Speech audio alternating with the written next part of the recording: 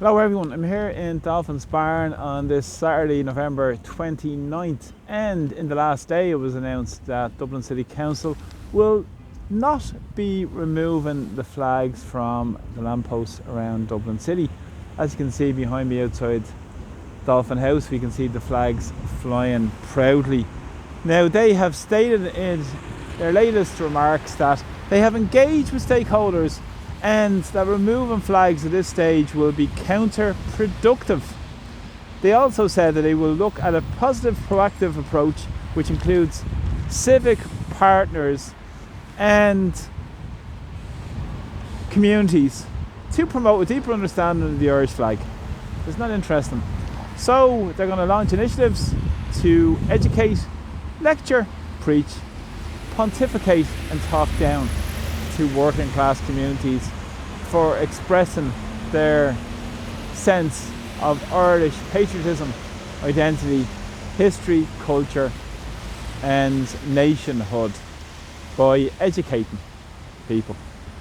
Now, of course, we've seen the proliferation of flags all around working class communities in Dublin. We've seen them on north and south side, in around the inner city areas as well, much the same as here in Dolphin's Barn, all the way up towards Crumlin into Drimnagh, and further down towards Cork Street.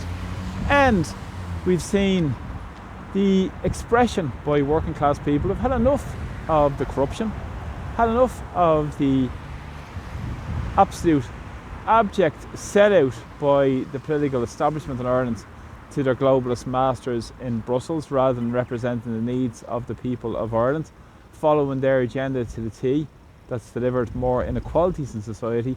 And of course, we've seen the mass immigration agenda being driven by the globalists to benefit those at the very top of society, while it's a race to the bottom in terms of wages, while the so-called unions and the rest of the so-called opposition are calling for more uncontrolled immigration. But of course, this is an opportunity for the working class people to assert their proud in their flag. We've seen comments from local representatives such as Darry Moriarty, who's a Labour councillor, who said that the flag was being weaponised, and he also said that it was used to mark territories. Now, this is the party of James Connolly, would you believe? They're a billion miles away from the party what James Connolly stood for, the Labour Party of today. Of course, we know they're only able lapdogs for Fianna Fáil and Fine Gael, and other councillors said this was a way to intimidate people and create tensions in communities. But of course, this was pressure from below have came to this decision by Dublin City Council not to remove those flags from lampposts. At the same time, there's flags flying high around more affluent parts of Dublin, such as Ukrainian flags and other flags as well of different countries. And there's no issue with those, but when it comes to the Irish flag in Ireland, isn't that remarkable? They're trying to get them to be taken down. Of course, they have said that the colours belong to the city and they're for inclusion, equality and respect.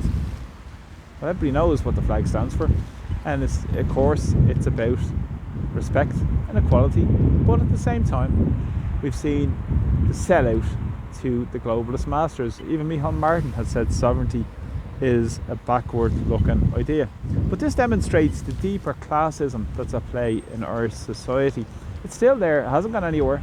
We've seen it in terms of what's happening with the council flats behind me, in terms of many of those for years and years were left in dire conditions with damp, mould, rat infestations, overcrowding and basic lack of investment in basic facilities, much the same as up the road here across the Grand Canal. It's Rutland Avenue flats, Seagull flats as well, where many tenants are living in abject conditions as well, being ignored by the council. And remarkably, during the week, the same Labour Party voted for rent increases for those tenants who are living in those deplorable conditions. But of course, they're no friends of the working class, and as I said, they're a billion miles away from the party of Connolly.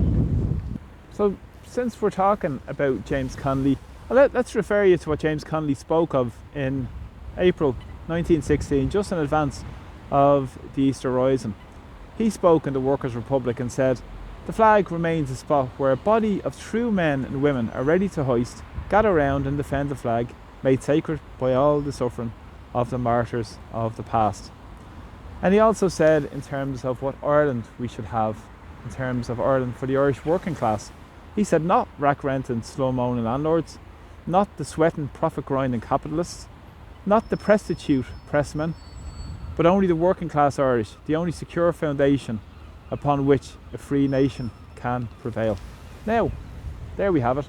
And of course now we have the so-called people who claim they stand up for the oppressed and working class people in society are the ones that pontificate and preach to them and are launching initiatives now to continue to preach to them how they should respect the flag and use the flag appropriately according to their needs. This is the same flag that was used not too far away from here in the times of the First World War, where meetings were held to conscript young Irish men to fight for the British and be killed on foreign battlefields. Much the same as up the road, there was an anti-conscription meeting that was held by Patrick Pearse around the same time in 1915 that spoke against the need to drive us towards world war and stand up for the interests of Ireland and Ireland alone in terms of saying no to conscription, saying no to imperialism, saying no to any foreign wars. Much the same now as we have to stand up for against imperialism, stand up for independence, our sovereignty, so we can decide our own destiny, not having bureaucrats in Brussels dictating the policy of our great and proud country that's still divided to this day, with 6 counties still occupied on the north of Ireland as well, which is absolutely so important to stand up for with our brothers and sisters up the north also. But of course, this benefits the ruling elites in society, benefits the status quo with their political lapdogs who like to attack ordinary working class people every day. Classism hasn't gone anywhere, it's still fully at play, but fair play to the people who have shown their little act of revolutionary action in terms of standing up for our sovereignty, standing up for our proud in our nations, and particularly to the working class communities in Dublin and around these areas as well, that I'm proud to stand with and stand for also as well.